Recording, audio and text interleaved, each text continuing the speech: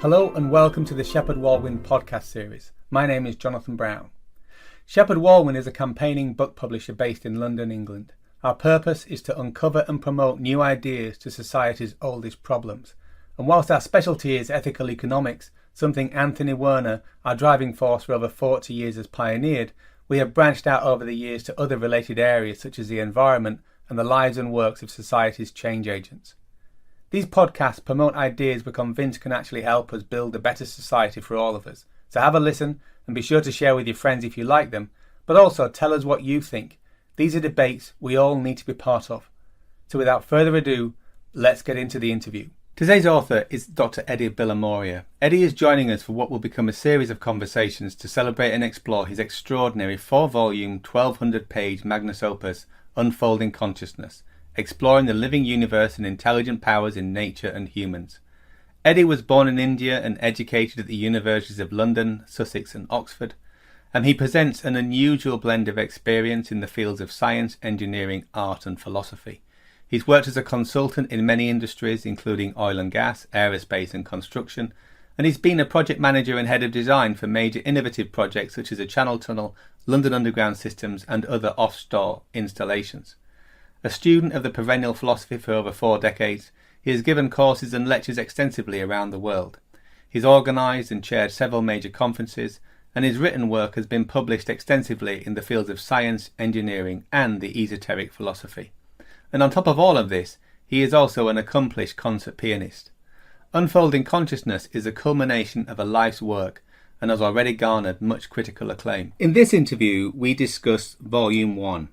The subtitle of which is A Panoramic Survey, Science Contrasted with the Perennial Philosophy on Consciousness and Man. And this is the first part of a 2-part episode. Okay, Edi, welcome to the podcast. Thank you, Jonathan. I'm very honoured to be speaking with you. Well, we're here to continue the conversation about your extraordinary work, Unfolding Consciousness, which is an amazing 4-volume work. Now, just before we get into it, is there anything you'd like to open with, just to give us an overview for the listeners? That would be a good idea, Jonathan. Yes, I would say my central purpose in writing those volumes, and it's a purpose that became much clearer as I was proceeding, was to show that the universe, man and all nature, is guided by intelligence at all levels, and the laws of nature are anything but blind and mechanical. They are intelligent powers. And so the purpose of all this is to show and understand what it really means to be human,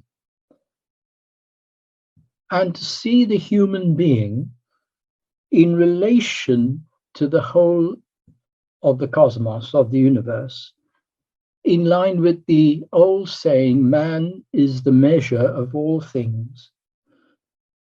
And that being the case, to demonstrate, it's always to demonstrate, not just to hypothesize, that man, universe, matter are all moving towards conscious, goal-orientated evolution. And finally, if I may very quickly, I would say, if anyone asks me what are the unique features of these volumes, it's to show, again with evidence, that science, religion, philosophy are all subsumed under an integrated and integral wisdom that points to their source, and therefore to show the universality of these great teachings, known as the mystery teachings, which help in great measure to resolve the many conundrums in science on subjects like consciousness, nature of the universe, and that sort of thing. And by science, I mean physical science, natural science, as understood now. So that's a very quick few seconds resume of about 20 years of work. That's great. Well, thanks for coming, Edi. And listeners, tune in next week for That's a fantastic introduction. Your book has been described as a tour de force on science and the Philosophia Perennis. And firstly, what is the perennial philosophy? Yes, the perennial philosophy we can regard as the common heritage of mankind. It's the common heritage, but not, so to speak, the common property of the masses.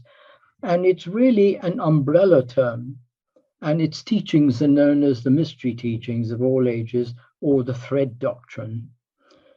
And why thread? Because it unifies science, religion, and philosophy into an integral body of wisdom. And the great Albert Schweitzer likened the perennial philosophy to the characteristic of perennialism, to a tree that annually bears the same type of fruit, but never exactly the same fruit, which symbolizes that the universal wisdom is always one in essence, but it must periodically be given new expression and communicated in an updated idiom to suit the epoch in question. And the modern epoch, the scientific epoch, of course, is the age we live in. So on that basis, my whole method in developing the perennial philosophy and really everything else in the 4 volumes is not only to display what the philosophy says, of course, but to provide the evidence behind it and to show how science is slowly catching up with these eternal truths. There is a great saying, science is our best ally being the best ally of these eternal truths, which are being discovered and rediscovered through enlightened science. Wow. So, if I can just develop that, if you like, a few similes and metaphors for the perennial philosophy. In one sense, you can regard it as an algebraic equation. An algebraic equation is a statement of generalities, which will fit the scenario in question. So the simplest equation is distance equals speed times time. Any speed, any time, and you get the distance. It doesn't matter where you are.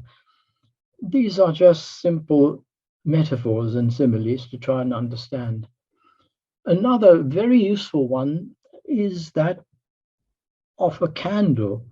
Now, I don't know if you've been to the prehistoric caves in Torquay and Devon, but I promise you that even with a guide, with a torch, when you're in the middle of the cave, he turns off all the lights. And it is a darkness you have never experienced. Even though you know he's got a torch, he's turned off the lights. Panic sets in after about 30 seconds. It's pitch black. Now, I put it to you, if you had even a match, a candle, you would find your way out of that cave if you don't blow it out. So the perennial philosophy provides that light through the darkness, which the great Shakespeare, Francis Bacon, put in Portia's little speech, how far the little candle throws its beams, a statement that Beethoven was very fond of. And the last simile is that of a thread, like a necklace thread that strings together all the beads into one organic entity. So those are just a few helpful metaphors, I think, to help understand what the perennial philosophy is in words. And then you ask why I encourage readers to reflect on their own experience. Yes? Well, I mean, that was interesting because that's the topic of chapter 1, right? I mean, so you talk about the perennial philosophy, all the ancient wisdom, and you literally go back thousands of years to come forward and weave everything together. And yet the first chapter is all about who and what am I? which is what the whole point of existence is all about, because it's important to examine our own mental and emotional processes, to read the book of life, so to speak, the book of our own life. And the importance is this, that you can read 1,000 books and you think that what you read, you know. And it's important to distinguish from hearsay and book knowledge from actually gained experience. And the greatest of teachers have said, yes, you can learn from books and teachers, but ultimately, the greatest learning and teaching is from oneself through meditation. To access that all-important witness self, to see that our thoughts and desires need not actually dictate our actions.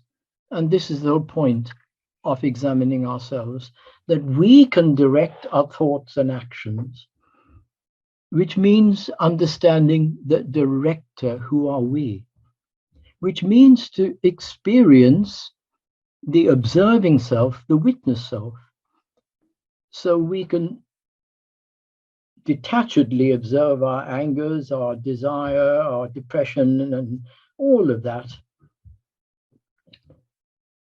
And that is important before launching into the various teachings, because then it gives it perspective and we can relate it to experience. Otherwise, it's mere book knowledge. Mm. And I guess, I mean, if we think about what our conversation just next to your beautiful piano, just about your experience as an engineer in life, as well as a lifelong student of the esoteric teachings, but also the importance that you had of physically interacting with the world and working with people like on the Channel Tunnel and other major engineering projects. I guess that in itself is really you applying your knowledge or your ideas into the world, right? And how you interact with people and how you show up, and the importance of that versus someone who can repeat a text, but they don't live it. They're not kind. For example, like for me, I was reading one of the recommended readings, and one of the authors said there's two things you need to focus on in life, which is to know God and to be kind. And when I think about it, it's more or less one thing, really, because for me, if you have any insight into God, then you can't not be kind, because that is the expression of the insight that you have. And so if someone says they know God and they're unkind, then you've really got to question their deeper insight, right? That's very well put, Jonathan. Yes. To know God, that rather difficult term, God, to know the divine self, the divine consciousness, the ground of our being, everything that makes us what we are. It is impossible to know that and be unkind to any human being or any creature on earth. Yes, as you quite rightly say, yes. And I know one of the things that when you look at there's some criticism of some ideas and that are in the books, is that you do not have an issue with science and technology. The issue is when people focus on science and technology to the exclusion of human values. And it's why, as you say in chapter 1, is that we're physically wealthier than we've ever been, but many of us feel much poorer. So I wonder if you could just tell us what's your understanding of inner poverty. Yes, most certainly. Most sincerely, I applaud science. And I rarely talk about my personal self, so to speak, in public. But whenever people criticize modern science and modern medicine, the first thing I point out is these two eyes that are looking at you, Jonathan, were saved by modern science, by modern medicine, when I was 14 years old, because I had a corneal problem.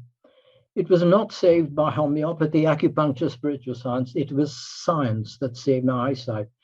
So dare you criticize science it has done wonderful things to us. But we have to realize, as the great sage Paul Brunton says, that physical science, used wisely, will result in the physical release and expression and flowering of humanity. Physical science misuse will result in his downfall. And you don't have to ask me for examples of weaponry and pollution and all of that. So I love science, but when it's taken to the level that it has now, it results in what I do call inner poverty, which means a starvation of our inner riches, meaning a loss of our sense of values, what gives our lives meaning and purpose, and our essential sense of self and capitals. And that loss of essential sense of self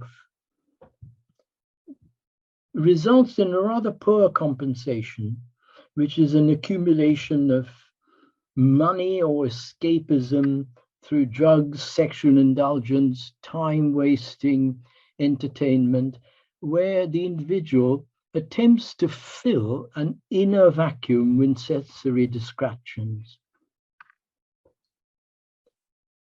The two seminal books on this looming problem of excessive reliance on science and technology, one by Carl Jung, Modern Man in Search of a Soul, Paul Brunton, The Spiritual Crisis of Modern Man. And I think a good example of the polarity between outward riches and inner poverty are the many modern teenagers glued to their electronic gadgetry, jumping from pillar to post, not knowing what to do with their lives.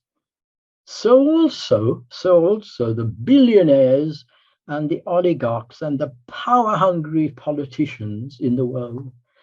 What would they do with themselves if they were by themselves in a comfortable 3-star hotel in the countryside? What would they do without their super yachts and their private jets and all the other playthings they have? So to be able to possess things sensibly, but not to be possessed by them, is one of the signs of inner riches. To be happy in any circumstance, I don't mean some idiotic thing like being tortured or starved, but to be left with oneself and yet to be content is a sign of inner riches. And far, far be it for me to, be boastful, but if I'm by myself, as I often have to be and need to be, I will often play in my mind a great piece of music by Beethoven or Chopin or Liszt or Schubert, which is incredibly uplifting. So inner riches is really what we want to develop. Initially in life, we need outer riches to establish the family and the house and all the rest of it. But then we have to transfer from outer riches, which are important, to the inner riches. The outer riches will fall off. The inner riches will always stay with you. Well, there's some interesting research from Mihaly Csikszentmihalyi, who wrote the book on flow states and was also one of the pioneers of positive psychology, along with Marty Seligman. And one of the things that he talks about, and from his research, is that wealth, if you spend your money on things, then it tends to decrease life satisfaction. But if you spend your money on enhancing experience, then yes, that tends to create more happiness, and especially experience with people you love, which was the real thing to spend your money on. But things just create actually more poverty because you realize that your thing isn't as good as the other person's thing. So then you think, I have to get another thing that's better than this thing in order to be happier, rather than say, you know what, I'm going to strip everything back and and we spoil endeavors which could be deeply enjoyable and satisfying, like, for example, the game of golf.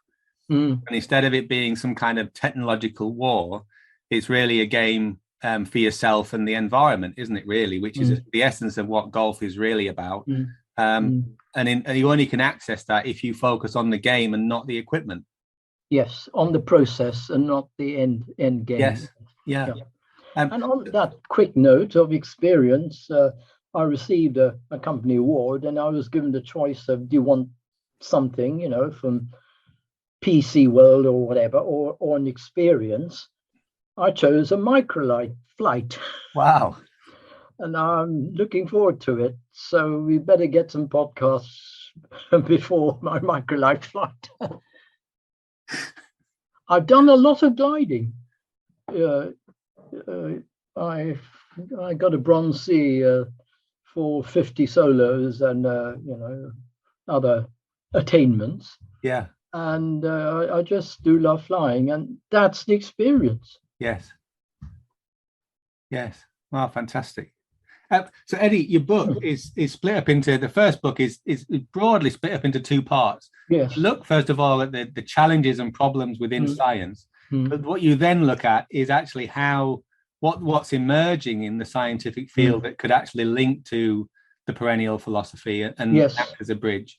And then you then look at an introduction to the mystery teachings of all ages and the new continent of thought. So I just wondered if you wanted to take the conversation in two parts, really. And we start with the wonder and problem with the current science and also what you describe as scientism.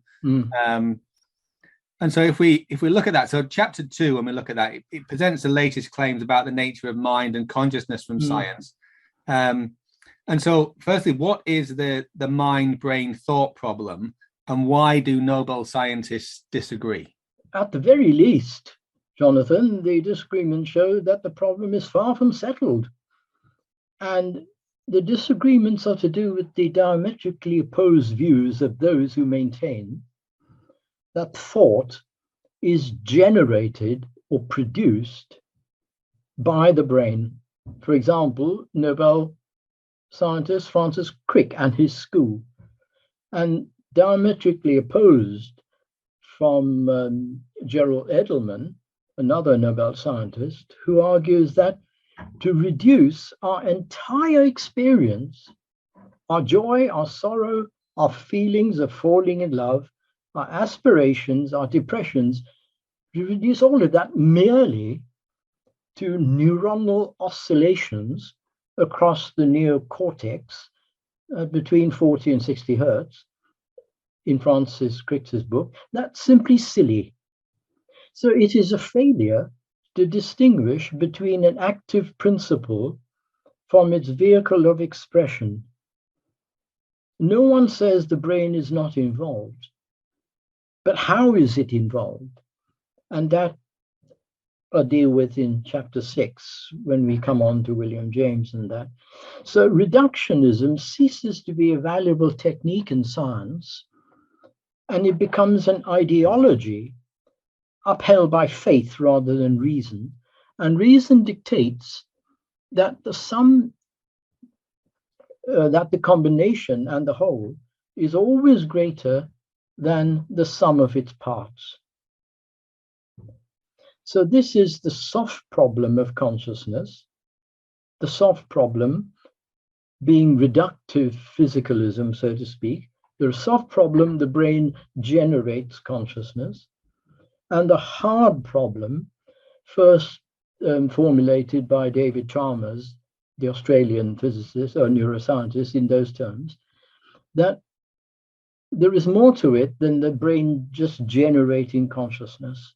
You get into some of the other things. So, for example, so I'm sure a lot of listeners would be thinking, well, where my thoughts are generated by, if my thoughts are not generated by my brain, then where do they come from? Did you want to wait until the later conversation? If you like. Okay. Or, yeah. So we've got that. Then so there's the other things that you talk about in chapter 1, really, which is looking at natural selection And is it the sole evolutionary process, for example? And the question that you ask is, do genes alone explain genius? Sure. Right. Natural selection is part of the process. And regarding genes, no more than individual components of a car can explain how the car as an entity operates, or how the components are put together and fit together. So understanding the nuts and bolts of the mechanism provides no understanding of how the mechanic put it together, and certainly not who designed the mechanism, and least of all, the driver of the mechanism. So what is a gene? It's composed of DNA or RNA and forming part of a chromosome. As a unit of heredity, genes certainly determine our physical characteristic, yes, but in the final analysis, a gene is merely a chemical. Yeah, a gene in Western medical science is merely a chemical. Can all life be reduced to chemistry? And if it is genius merely the interaction of chemicals? So I'm just getting a sense here that when you talk about, so sometimes, for example, it could be, as we'll get into, that my brain could generate thoughts. And likewise, my genes could impact my development. But as we're finding with genes and genetics, is that my genes can be stimulated and triggered by what happens in my environment, which is now the field of epigenetics. Exactly so. So it's that interaction that isn't addressed in the reductive approach to science, which is, if I can take something apart, it means that I understand the whole rather than I've just taken it apart. What we really need to be asking the so-called scientists, or the mechanic that can take an engine apart, is okay, sport, now put it back together and make it run better. Yes. The reductive approach has tremendous uses, and it's invaluable. And not only in science, in any endeavor. If you're learning a piece of difficult music, you break it down into chunks. Yeah. You break each bar. I mean, I've done that all my life. But then you got to put the bars together, and we forget this. And I think Ilya Prigogine, the great Nobel scientist who developed non-equilibrium thermodynamics, said, we've become so expert at breaking things apart, we forget to put them together again. So I'm constantly emphasizing, Jonathan, that every approach is invaluable in its context. But when it becomes the driving force at the expense of everything else, then it turns into an ideology and loses the plot, so to speak. Yeah. And the other thing that you stress in the thing is that there's a great deal of contradictory evidence in lots of areas around science, and yet it's often ignored because it doesn't fit the prevailing view. No, it doesn't. And that's to do with the politics of knowledge, which is something that we're addressing a lot in the Scientific and Medical Network. The politics of knowledge, the fear of looking foolish amongst our peers, for stepping out of line, loss of grant and position. You mentioned Ian McGilchrist in the foreword to the Galileo Commission of the Scientific and Medical Network. He states that science is now practiced almost like an industry, factory fashion. And any scientist who steps out of line will find his career on the rack. And even an established scientist has a lot to lose if he steps out of line, let alone a young scientist who's just embarking on his career. But regarding contradictory evidence, slightly more sort of philosophically, the important point to ask always is, through which eyes am I looking? Through which eyes are we looking? Let's think of St. Paul. And Plotinus, of course, said the same thing, of course. that for they that are after the flesh do mind the things of the flesh, but they that are after the spirit do mind the things of the spirit. And quickly, I can give you two examples of that. The great Nobel scientist, Steven Weinberg, who says in his book, Dreams of Final Theory, gone are the days when we can celebrate the glory of the heavens and look at the stars and see divinity.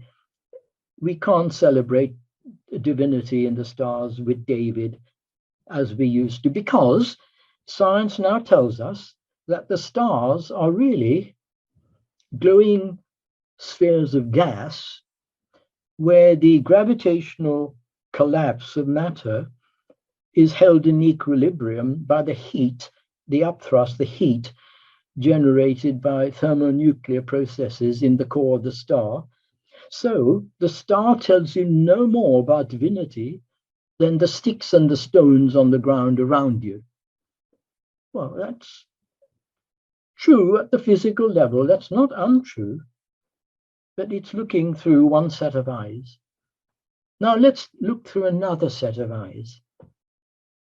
When Galileo invited Monteverdi to look through his telescope, of course, Monteverdi saw glowing gas, but he saw more. He was moved to write his beautiful work, The Vespers, the sacred work. So Monteverdi was looking through spiritual eyes as well as his physical eyes. So the differences between the various scientific expert opinions is not only to do with fear, power, position, not wanting to look foolish, but also very much to do with through which eyes are they looking. Mm. Mm. And I think that leads us very beautifully into there's a quote you have from David Lorimer, if it's okay for me to read it. Scientists do not always recognize that science is based on a number of key philosophical assumptions that underpin, define, and even restrict the scope of its thinking. When scientists define science in exclusively mechanistic and materialistic terms and refuse to acknowledge the validity of other ways of knowing, they transform it into a dogmatic ideology of scientism. Yes. And I think when you look at that, of course, so in a sense that it's actually a deeper spiritual truth to say that sticks and stones are as beautiful as the stars. And I know some of the recent pictures coming out of the very latest telescope, which is utterly remarkable in its imagery. And there is that, but there's a wonder that as a gardener, of course, I have a passion flower in my garden. And I think the flowers are the most outrageous. It's just the most outrageous showing off of nature, that nature can produce something so structured. And yet at another level, a blade of grass is an equal miracle in terms of, the creative force behind it. And it's just another expression of a beautiful thing. It doesn't look as beautiful by our definition, but it's still the most extraordinary thing. And it's still something that, after all these years, that we're not able to create in a laboratory ourselves. We can take a seed and adapt it and change it and modify it, but we're not able to create a seed on its own. Exactly so, Jonathan. We can analyze the chemicals to the nth degree, same with an amoeba. But why can't we put those chemicals together in the same proportion and create a blade of grass or an amoeba? Yes.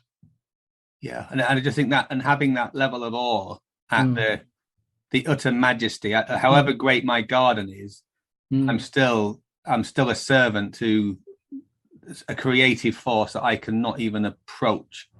In terms of wonder and power. Even a simple bamboo plant, which my garden's full of bamboo, just can't get anywhere close to it. I mean, and so in that sense, other than a quiet worship or a very deep appreciation, then I should just carry on digging, and helping the plants find the environment that's best for them. So in this, with this, as you move on with David Lorimer, you look at the whole area around materialism and physicalism. I just wonder if you'd like to give us a quick introduction to what they are. Yes, let's sweep together materialism, physicalism, and quantitative, qualitative, and soft and hard problem, because it's all, sorry, part and parcel of the same issue. Part of the mainstream scientific paradigm or the worldview, which is essentially mechanistic, the world view that as the universe is essentially a machine, so human beings are machines. Now, how has this come about? Schrödinger, one of the greatest scientists, in my opinion, after Newton and Einstein, of course, and a great mystic as well, explained it very succinctly that in the 19th century, there was an explosion of scientific thought and discovery. Wonderful. It resulted in the development of material. There was, as a result of scientific discovery, material development. But then that material development morphed into an attitude of materialism, that because we create machines and ever better and more powerful machines, we are machines. So this mechanistic belief about life is a legacy of the 19th century explosion in science, and it is nothing more than a belief. So what is materialism, physicalism? Let's just deal with materialism and physicalism. Physicalism is the modern scientific word, exclusively based on the assumption of classical physics that matter is the fundamental and only kind of substance in nature, the fundamental, and that the emergence of life and all phenomena, including mental phenomena and consciousness, are ultimately the result of matter acting upon matter according to the immutable laws of physics and chemistry.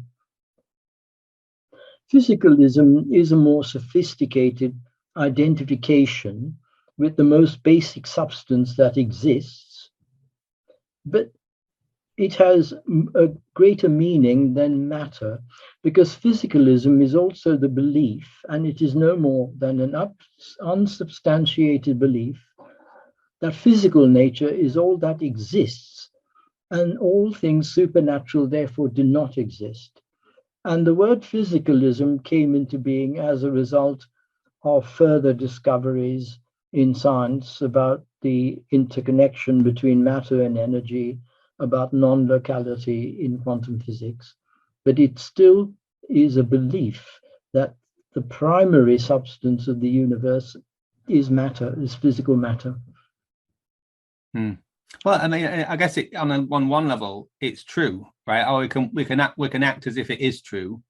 I'm guessing that when you were, helping to build the Channel Tunnel, you weren't focusing on the non-locality of the non-locality of properties or atoms or whatever. It's like you're focused on the physical, and so in that sense. But the other thing, I'm just thinking back to what you said about the 19th century, and that the explosion in technology around the creation or the extraction of material, is that links us back to what you said about chapter 1, which is yes, we need to have a level of physical or material prosperity or sufficiency, but it also needed to be contextualized in the what for. Why do we want that, and why do we need that? It's actually so that we can cultivate inner wisdom and be free to do that. Yes. So your question embraces a few things. Firstly, the distinction between primary qualities and secondary qualities. But since you mentioned the Channel Tunnel, at my fan museum launch, Professor Bernard Carr mentioned that the Channel Tunnel, in one sense, has linked the two consciousnesses of England and France by virtue of that connection. But let's think of an example. We have to deal with our mental models. Let's think of this example. I make it a point every day to go walking, jogging, running around my local lake, which is very fortunate and very beautiful. I'm very lucky to have it. And there is a playground there. And I love to watch the children enjoying themselves. At that age, you see nothing but pure joy and pure fun. Before all the problems of growing up and becoming a teenager set in, you see pure joy. Now, let's assume, as an example, a little child goes down on a slide and knocks a tooth out. Say, so the slide manufacturer obviously designed the slide wrongly, at too steep an angle. So to redesign the slide, he has to deal with pure physics, the translation or transformation of potential energy to kinetic energy. The child on the slide can be a mass, it can be a stone, it could be anything. It's mass coming down a slide. That's all, neglecting air friction and that sort of thing. So to redesign his slide, kinematics, physics. Now, say the child knocks her tooth out and goes to the dentist.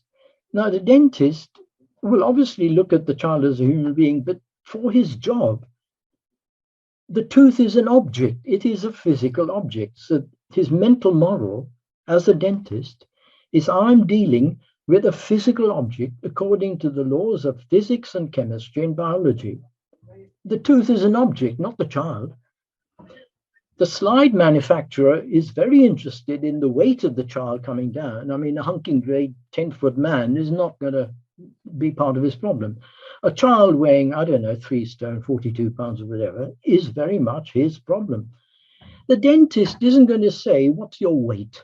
Are you 3 stone? He's not concerned. He's concerned about the tooth. Now, say the child then grows up to be a teenager and has psychological problems, go to the psychiatrist. Will the psychiatrist say, what's your weight? Are you 3 stone?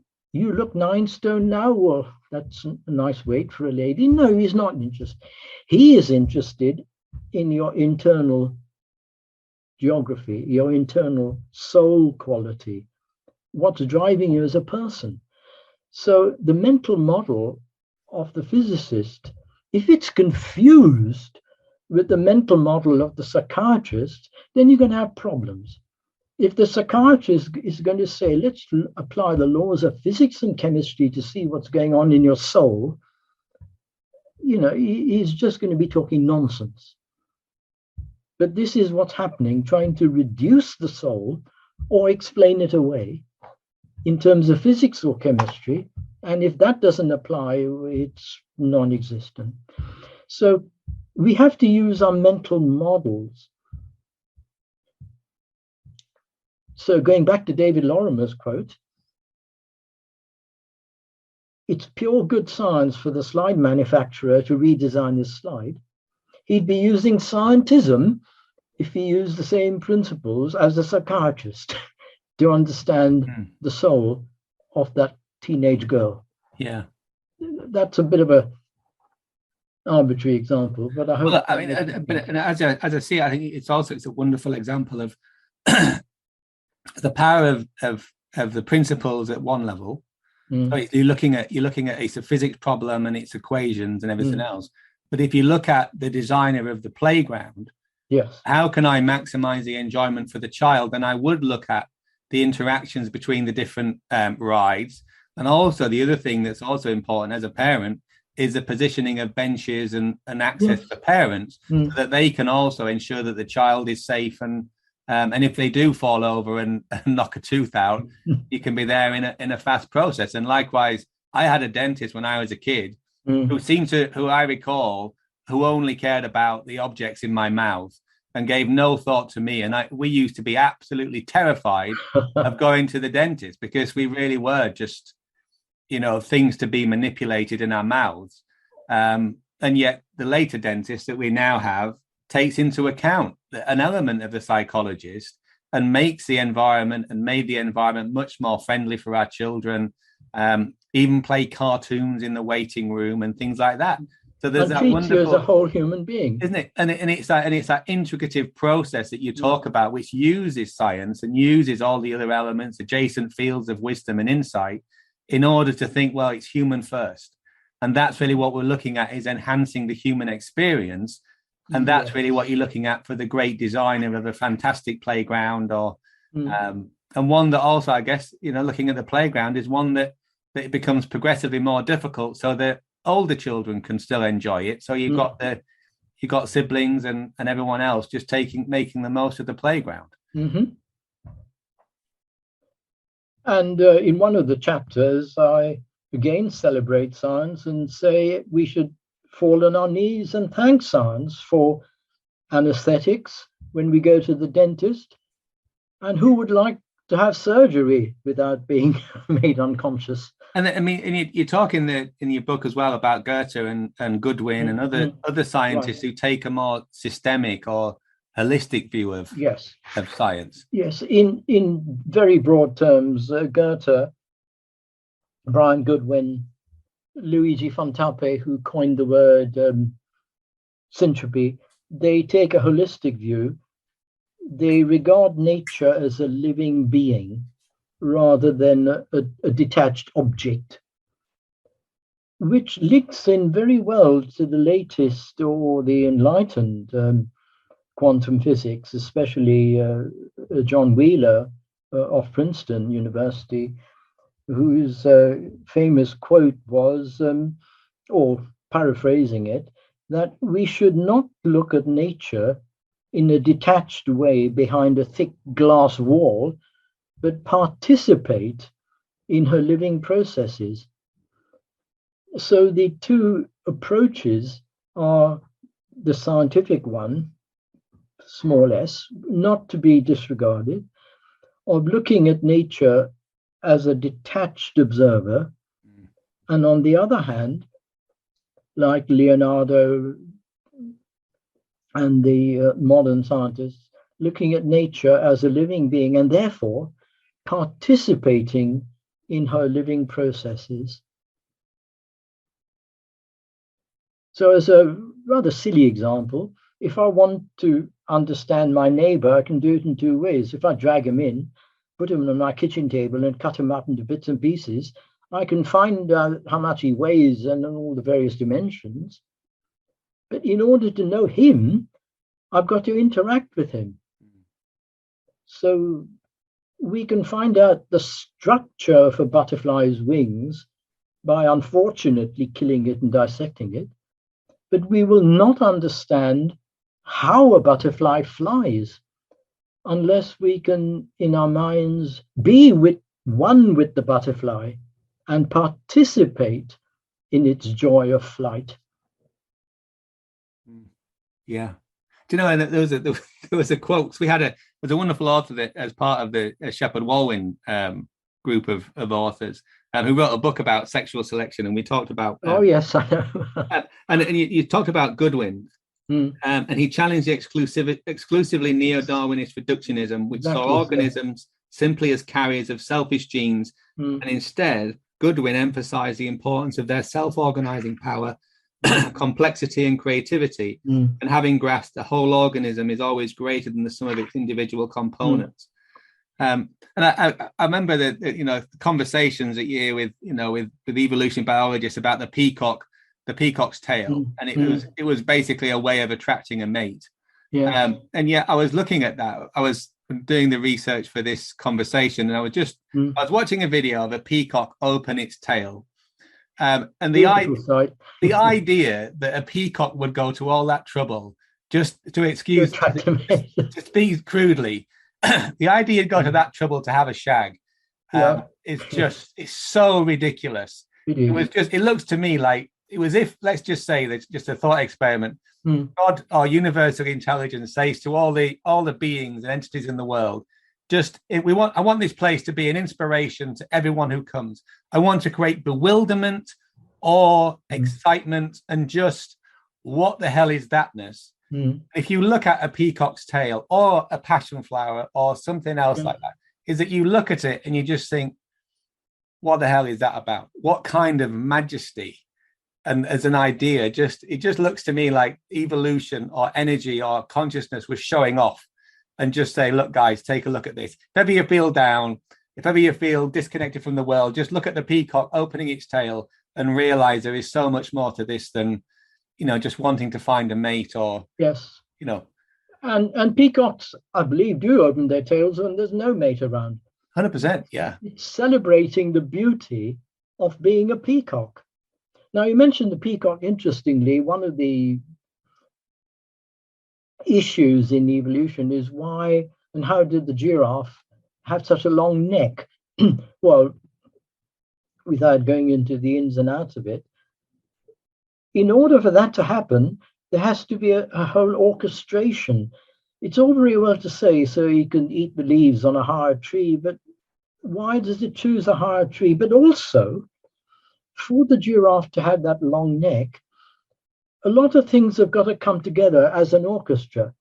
The head has got to be much lighter, because on the end of a long cantilever neck, a heavy head is going to create muscular problems. The heart has got to increase its pumping to send the blood to the top. Also, the valving in the neck has got to adjust, so when the giraffe puts his neck down, all the food doesn't go tumbling out. But these things don't happen sequentially. They come together as an orchestrated intelligence. And it's not just because he wanted to get leaves on top. It's just too much work. I mean, why would you do that? Again, it's just God showing off. Yeah, it is. Our actors, it's just inspiration for me. That and I know it's you can look at the reductionist approach. It's like, it does this and this, but what it takes away is the sheer majesty and befuddlement that the extraordinary creature that we call a giraffe can stimulate if you allow yourself just to look at it. To be one with it, yes. Isn't it? And to admire the utter magnificence of that creature. And like I say, yes, I mean, so the engineering problems that entity solve in order to be like that, or the maintenance that a peacock has to go to in order to maintain a tail for its own enjoyment or for an occasional, transference of genetic material. Why bother? Just because, so that there's easier ways of solving those problems, right? And nature is a wonderfully efficient mechanism for creating exquisite solutions that are wonderfully elegant and simple. And that is not a simple solution. So there has to be something else to it, in my opinion. But anyway, just fascinating stuff. But very quickly, the great Isaac Newton, who is so wrongly accused of advocating the clockwork universe, which is absolute nonsense. Let me just quote, if I can remember his wonderful saying. He says, "Thus this earth resembles a great animal, and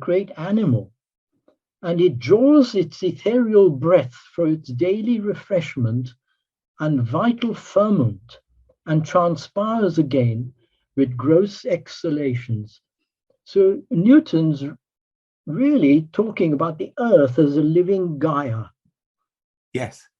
And my understanding of the whole thing about Newton and the clock is that he was saying that, well, it is a Gaia. It is it's so much more complicated than I can handle. So let's pretend that it's a clock, and we'll just work on some problems that we can handle, because on the bigger mechanical side. The bigger problems we can't solve. So I can reduce it to an extent, but let's recognize that this is the utter magnificence. And given that he was actually primarily an alchemist, exactly. And also so the other thing that I remember about when you talk about Newton is the way in which he subjected himself to experiments. Yes. The idea that his eye experiments how a man could do that to himself are just utterly staggering. Of squashing his own eyeball with what's essentially with a lollipop stick, wasn't it? It wasn't a lollipop stick, but that's what in modern terms. Your bodkin, knitting needle. Yes, and so in that sense, it's that okay. So if you're willing to do that for science, then and it's also as well, and create that connection of between this magical matter of how the universe produces such extraordinary things that we can't even get close to. But his laws were a mathematical formulation of the mechanism. He didn't say it was a mechanism; it was a mathematical formulation. Now you talk in your book really about the idea of and going back to this idea of where does thought come from, and what is the brain and the mind, and you talk about the different types of interaction that the brain can have if I get it right, as a radio receiver, as a transceiver. Transducer, yeah. I just wondered if you could take us through that idea, because I was really taken with that and again, just the idea that you're not saying no to any idea in science, whether it's Francis Crick's idea or anything else. It's just that there's a bigger set of ideas that integrate the ideas at the lower levels of my brain having a thought, or me having a thought in my brain. It's just that there's far more to it than that. Yes. I think one of the most wonderful insights comes from William James, who delivered I think, if I'm not mistaken, the great Edinburgh lectures on mental science, or was that Thomas Child? But anyway, William James, known as the father of American psychology. And he, in his paper entitled Human Immortality, note the words human immortality, questions what he calls the popular and conventional view that thought is a function of the brain. And he says, yes, thought is a function of the brain, but what do we mean by a function of the brain? There are three kinds of functions. Productive function. Productive function as steam is produced by a kettle. A hydroelectric effect turns the turbines round and produces electricity. That's productive.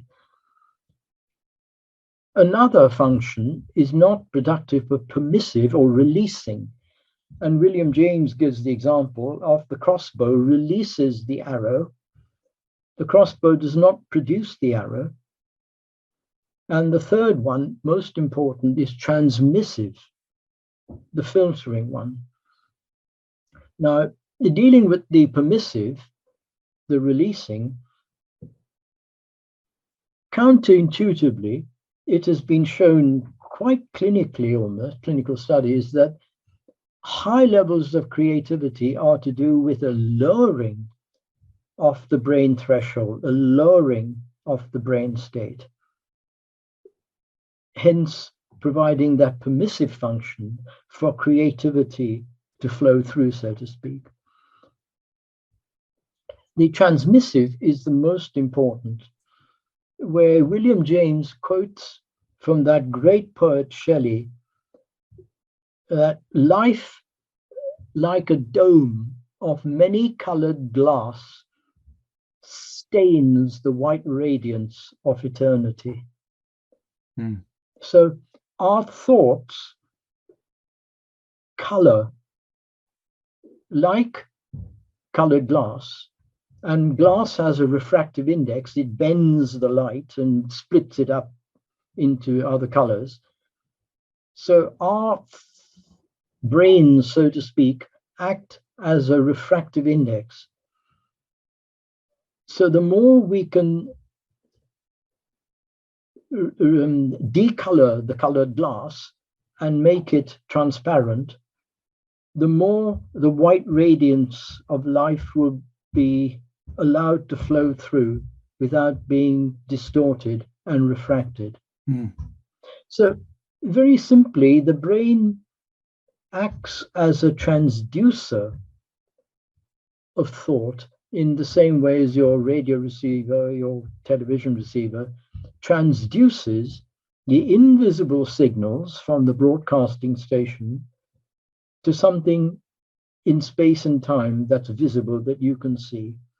So the tiger in your television is not in your room, thank goodness. He's somewhere else. But the brain transduces those signals in that way.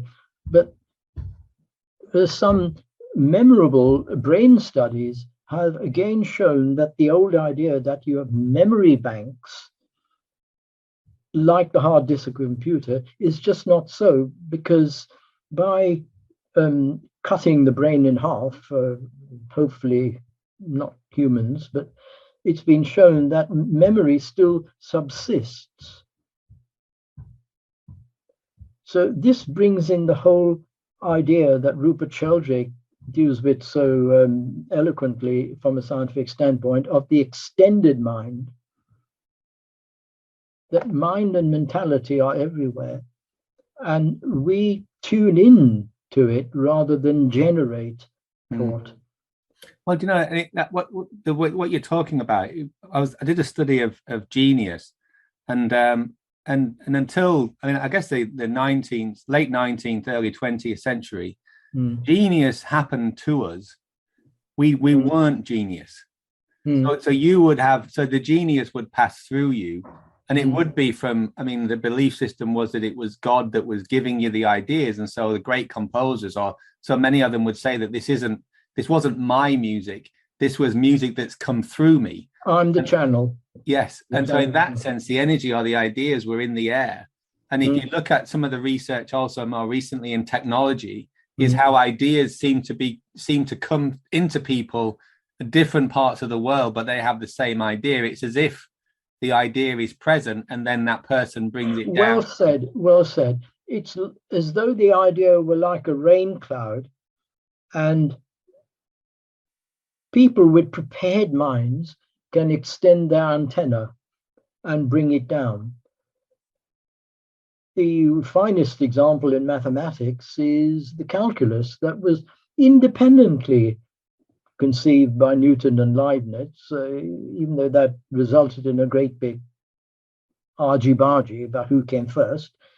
But in music, when an idea is pregnant, prepared minds, and that's so important, prepared minds, people who are thinking about these things will tune into it and extend their antenna and bring it down. Which is why, as you quite rightly said, Jonathan, breakthroughs don't always happen individually, but various people get it in groups, or in very small groups, of course. Yeah, fascinating. So just to see where we're at now, we've been looking at the benefits and the constraints of modern scientism and of science, and now what we're working towards is an integration of the scientific thinking on one level, and then ensuring that any insights at an individual or molecular or a reductive parts level of an analysis, it can only be truly appreciated if we then indulge in synthesis of bringing everything back together again.